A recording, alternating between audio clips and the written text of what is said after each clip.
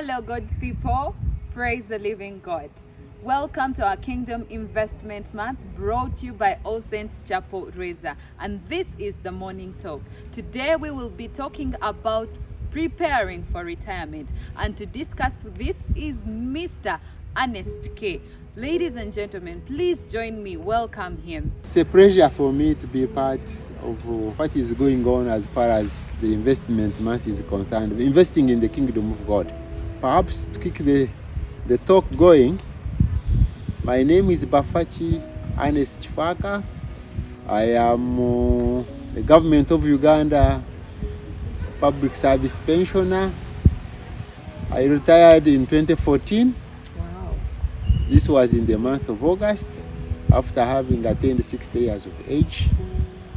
And I retired at the highest level of my career in the public service. I was a career administrative officer. I joined the service in 1980, March, and retired, as I said, in 2014 at the age of 60. That means I served for 35 years. I started off as an assistant secretary, or call it assistant class officer, class 2, then rose through ranks up to the level of under secretary, a level at which I served for 15.5 years. So it's a pleasure for me to share some of my experiences, which I think is good, or may be good for those who may be listening or viewing what is going on here. I am married. I am a father, not only a father, but I'm even a judge, because I have got daughters and sons-in-law. Congratulations. Amen. And at home, I'm popularly known as Jaja Zay. Oh, wow. Very much, Jaja Zay. They call me Jaja Zay, yeah. Thank you very much, Jaja Zay, for that great introduction. Yes. Yeah, so as you can see, he is the right person to discuss this morning. So is there a right age of retiring? The subject is there need for retirement. I think retirement is a must.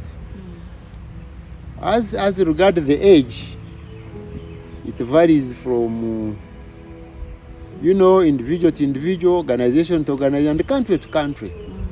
For example, in our setting in Uganda, most of the public servants retire at 60.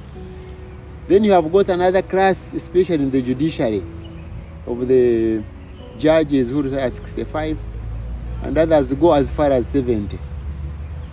But the issue is, retirement should be a must.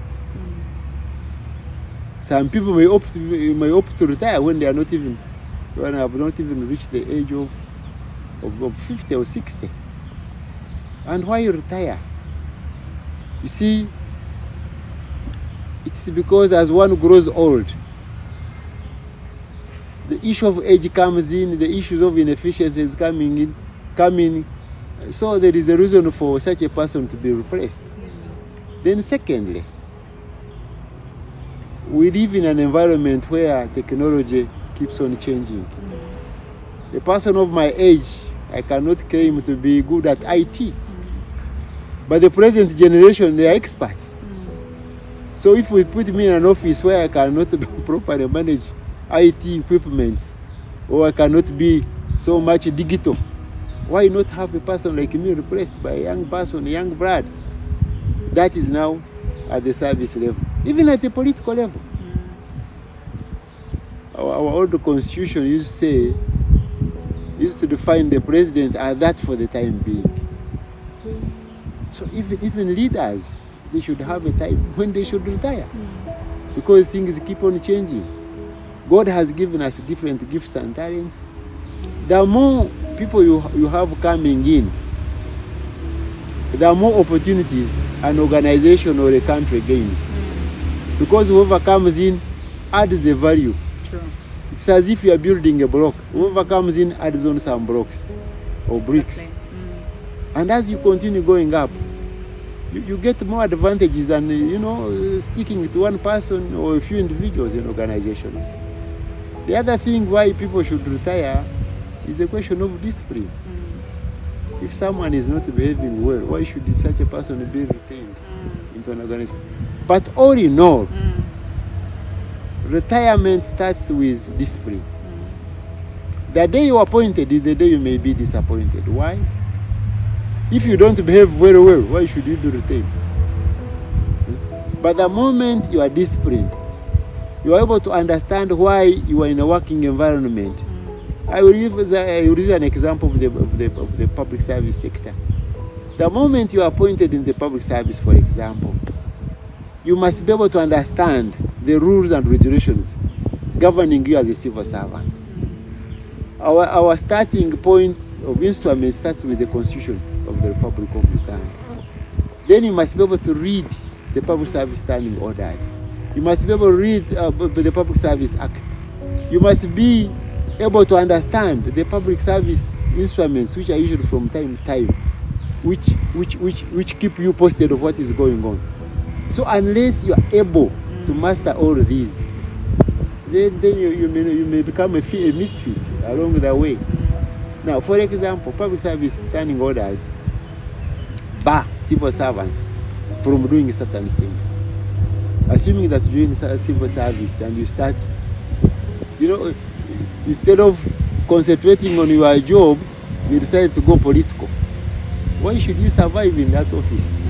Because the civil service standing orders bar civil servants from participating in effective politics. And that's why there is a provision that if you want to stand as a public servant, you must retire. You must resign. Go and join politics. The moment you mix the two, then you become a misfit. And you become actually a liability. And not of any value to the organization. Because remember, we are human. The moment you are political and at the same time you are serving the general public, the spirit of discrimination comes in automatically. You say, I believe in party X. You don't believe in party X, which I believe in. In which case you discriminate. And yet civil service is open to all the Ugandans, including the people who stay in this country. So that is one of the reasons why people must retire. So that you don't corrugate the system. Exactly. The other one is to do with interest. Interest with time change. One may have joined the civil service at a certain time, but as time goes on, maybe one has been trained, he has gained skills here and there, and his interest may be no longer in line with the original interest, in which case such a person should also leave the office for the sake of those who are still in the stake and are still interested. So to me, I think these are some of the reasons why people should retire. Wow. And at the same time, people should retire when they are still very strong. Because you should not retire to your deathbed. One should retire when you are still very strong, energetic, and you are able to do your own things. And above all, it sets a very good example. Like the Baganda say, Tenazuno Burunji ava mu rubuga. Which means, no matter how good you are, time should come when you should leave the dancing hall or dancing floor for others also to continue. Exactly. There are no dominant characters. And the most informative situation of what I'm talking about is the population explosion. Every day children are being produced. Now, if the elderly are not willing to live, what will be the fate of their own children, leave alone the grandchildren? The very reason why people must, and then it also instills discipline. When you are in a government office, for example, unless you are disciplined, you may not be able to survive. Because there are other people outside there who want the very chair in which you are seated. Exactly. So it also creates some kind of discipline.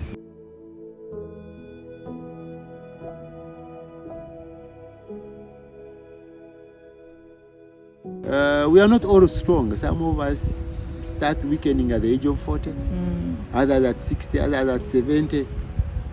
So the only criteria you can use is to give a certain age limit. And you say whoever reaches this level must go. Whether you are still strong or whether you are weak. Okay? Then 2. And I think this one I had alluded to earlier on, is the question of living in a changing environment. The environment in which we live is not static. For sure. Now, today we are talking about science and technology. We are talking about IT. You see, we need the young blood to come in who can conform to the world of e-learning, e-commerce, e-trade, e-management, which the people of my generation may not be able to cope up with. Exactly. So also that one comes into play, and that's one of the reasons why people must retire. The other reason could be sickness. Someone may be sick and is no longer able to perform, so why not retire? The other one is indiscipline. We have got people who are indisciplined, so they must retire. But retirement, as I said, is the end tail of one's services.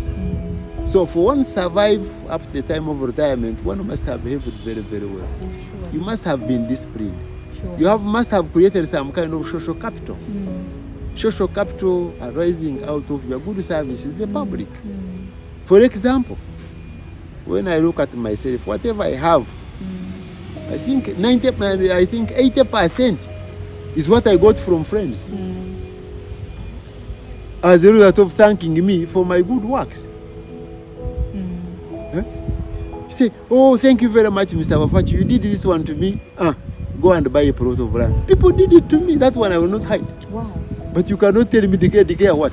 I didn't ask anybody. I did not force anybody to give it to me. Out of his own volition, said, this man did this and that to me. I must do it. I will give you a very simple example. In 1981, one of the assignments given to me was being a secretary for the district tender board. I took up that assignment. Along the way towards 1881, some 2 elderly men came to my office. They said, Mutaban want to become your friend. I asked them why. They said, no, want to know where you live, want to come and visit you and have a cup of tea with you. So I said, it's fine. I made an appointment with them. I was staying in Kissinger Road, Route 99. That very day of the appointment, they came in the evening. I had a cup of tea with them with my wife.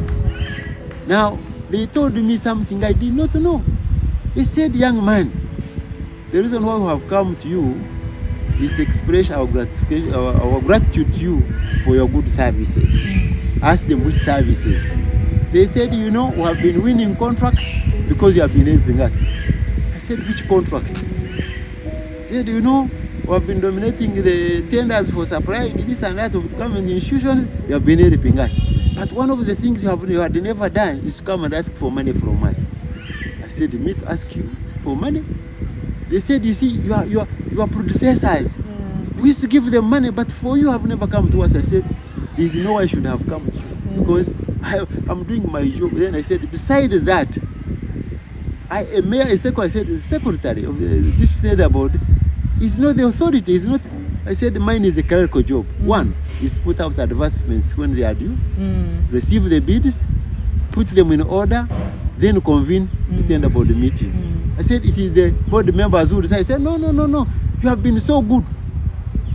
These guys pulled out an envelope. They said, Mana Waife, you go and buy iron sheets. Great. I never asked for that money from them, but was out of their own appreciation of what I was doing. Then 2, they said from now until you leave Ginger, you'll never buy meat. We have our butchery. Said your house girl every week shall give you 3 kilos on Wednesday and 3 kilos on Saturday. I can assure you 8 meat. Until I told my wife, I said no. Let us only now pick meat on Saturday. And that is what they call African gratification. Exactly. And for your information, African gratification was in our standing orders. But I don't know what happened. When a committee was set up to review. In 1986-87, they decided to remove that section. Personally, I have never been satisfied that that was a proper thing to do. Because in African culture, people appreciate. You visit an area, either as a government worker, they will give you a bunch of matoke. They give you chicken. Is that corruption? It is not corruption. It only becomes corruption when you have demanded for it. But if someone comes here and say, thank you very much. Exactly. So this is the social capital I was talking about. The good works you do will help you when you are still in service and even when you have retired. It's not like when someone is corrupt. If one demands for money, there is no way you ever go back to this person. There is no way you ever become friends. But if you render service from the bottom of your heart, genuinely and honestly, and someone has appreciated, that creates a permanent friendship. And this is what most people miss. Because they think by demanding for kintu kidogo is all they need, but they need long-term friendship. The people I'm talking about, those two elderly men, one of them died, he was called Mugweli. Another one is called Mudwara. Mudwara still lives. Up to now he's my friend. I treat him as my uncle. I treat him as my uncle. Along the way, he helped me so much. I was able to take them about to build the house at home. And every time I see that home, I thank God. Because I never picked that money from their pocket. They are the people who said, Mwana waife, genda wezimbe. It's because they realized that I was doing the right thing. So my appeal to those who want to join either the private sector or public sector is to join with honesty. That's true. They should focus on rendering a service and not looking for money to become rich. Richness is temporary. That one apart, what does the Bible tell us? When you reach 2 Timothy, we are told, we brought nothing in this world, and out of this world we shall take nothing. Shall take nothing. So why bother so much? So why bother so much? Do your job, do your service. That your good service will become part of your legacy. Exactly. And when we are told that your children will never beg, for bread. See, because of the friendship you have created, the social capital. People will say, you are a son of so. Oh, he was a good man. But can you believe that as a result of my good works in Jinja, for example, one old man who died during COVID time, he was able to appoint me to be the chairman of the trustee of a committee take charge of his properties. Up to now, I still have a leg in Usoga because of that.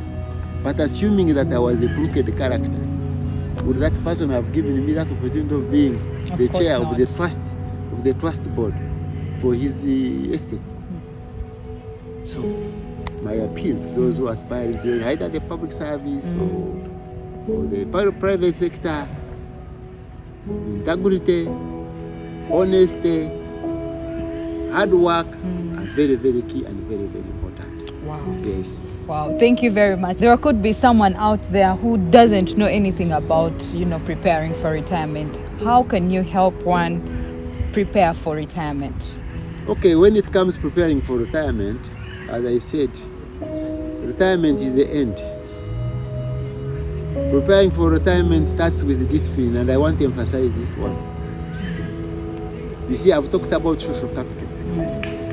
If you are able to create a social capital in the course of your services, whether in the private sector or in the public sector, that is the beginning of making an investment for your retirement. Now, when it comes to investment, we are talking about maybe having a home in which you should live so that you should not suffer when you have retired, or having a small farm to which you should retire to keep you busy so that you're able to get some little money in case of sickness, you're able to go to hospital and so on. But for you to do all this, you must have built a social capital base, based on integrity, based on honesty. Because I will tell you what, as I told you, there are some people who actually gave me some gratifications. And it is some of those gratifications that really constitute about 80% of what I own and what I am. Can you believe that up to now, I have some friends who call me every month. They say, Mzee, do you have mafuta? Wow. Then they send me 0.5, 0.2, because of the good works. So when we are talking about preparing for retirement, you start with social capital. And these are the human beings. You must identify whom you should hobnob with. You should know whom you are serving. Not to imagine that everybody who comes to your office is rubbish. Like recently there was a clip concerning the staff working at the airport. I could not believe when I saw that clip. A lady is in an office, a client or a traveler deposits his papers on the desk, then the woman keeps on her phone. And when it came to attending the papers, she looked at the man. It was as if she was looking at the devil. No, that is not the spirit. That is not the spirit people should display when they are in the public offices, whether public or private.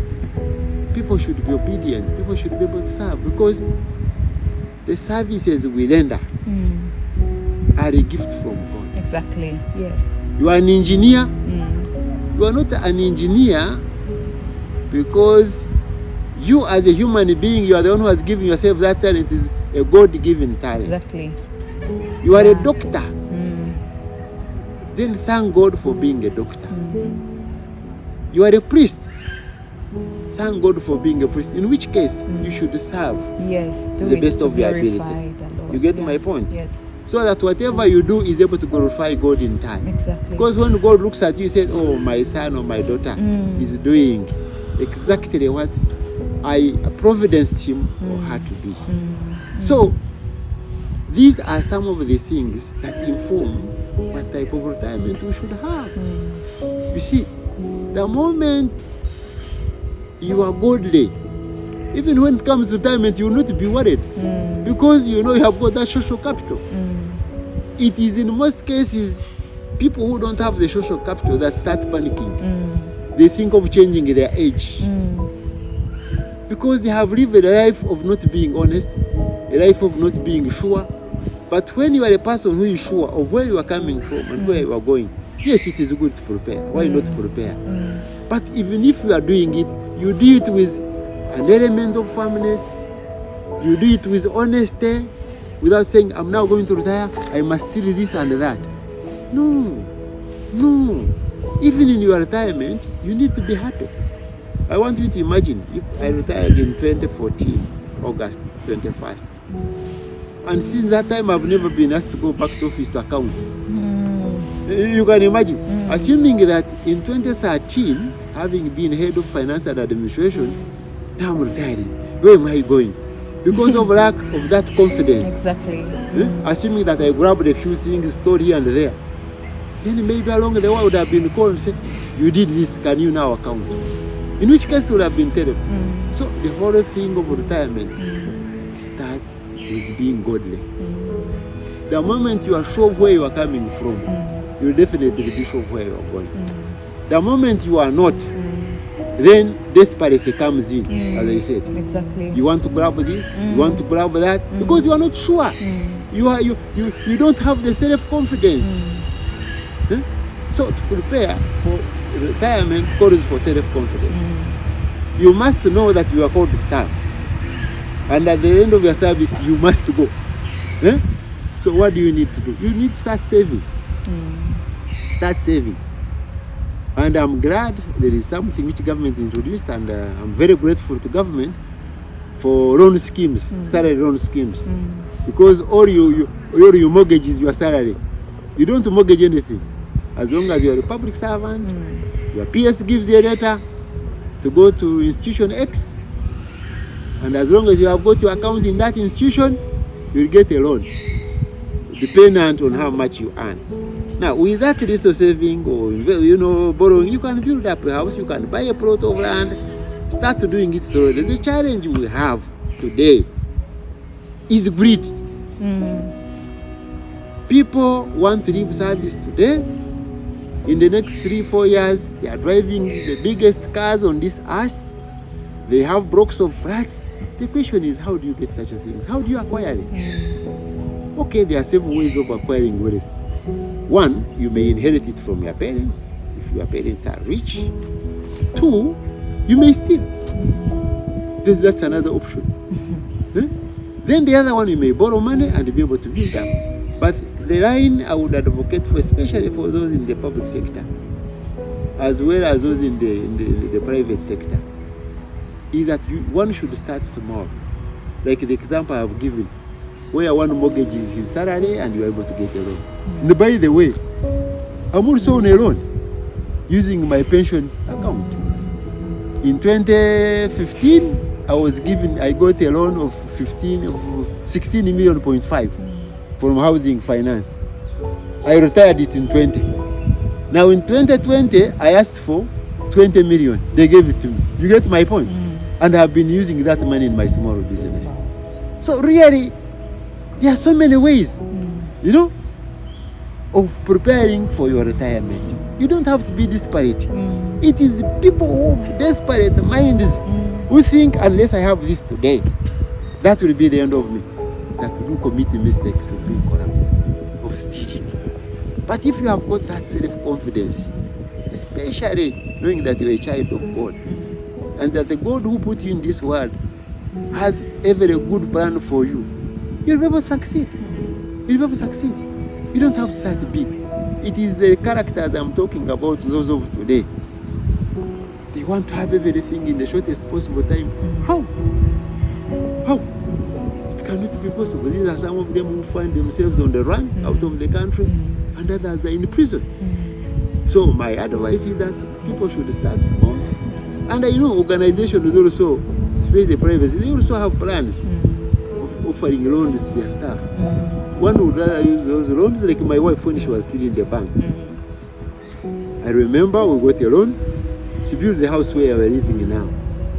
All they needed of me was to give one of our land titles. I have got a small land title, about 5 acres in Kachidi. I gave it to them, they gave us a loan and we built.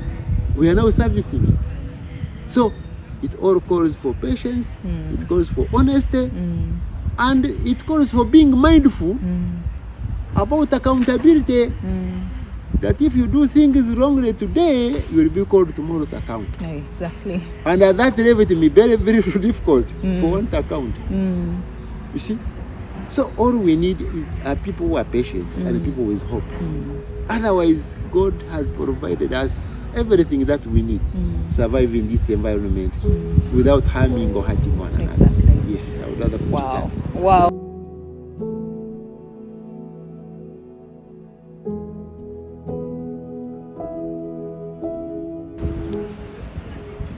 First of all, God loves us all, irrespective of where we come from. 2, each one of us has got some divine blessing. There are those God has gifted to be doctors, to be engineers, to be administrators, to be priests. So the right thing is to honor God by serving in those disciplines or those areas that will in turn bring back glory to God. I'm very sure without any iota or doubt of mind that people who do the right things, God will definitely reward them. Exactly. It is people who do wrong things that normally get a lot of problems because they are never sure. You see, like we are told in Proverbs chapter 28, verse 1, that the wicked will even run away when there is nobody running after them. While those who are righteous, they walk like lions. So my message is, let us live a righteous life so that we can walk like lions. Not like people being blown away by wind. May a wind can chase away a person. He says, oh, they are looking for me. When there is nobody at all. Yeah.